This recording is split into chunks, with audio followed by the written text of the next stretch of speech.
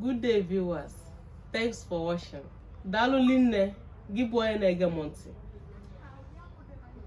Ihe butere m ebe a n'ụbọchị taa bụ nkwọ bụ ka m kọwara unu eziokwu dị n'omenala. Anọ m n'Instagram, anọ m na YouTube.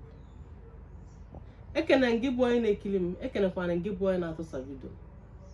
Nwekwuo na alụ ọnwa amalikwa n'isi gị, na alụ 2025 amalikwa n'isi gị. Iwe mali ihe na-eme gị, mali na ihe na-eme gị osi gị n'aka, mali na ihe na-eme gị osi n'ukwu nne gị ka osi na be nna gị. Ụfọdụ na-eme biznes bụ aga ka iwe mali ebe nsogbu gị si, na ihe maọbụ na eziokwu dị n'omenala ka mma na-agwa unu. Ka ị na-esonye m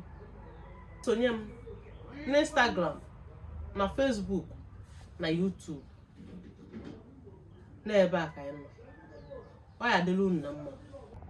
Ihe mere m ji akọwa ihe niile a bụ ka ndị mmadụ mara eziokwu dị n'omenala. Na dibịa ka nkụ, ndị eze nwanyị kakwana nkụ. Ka ị na-amata ihe na-eme gị, ka ọ ghara ịbụ ọ bụ na oshi gị ka ị akwede ije kebe akoye, ọ bụ na ndị ishie ijebe na mmiri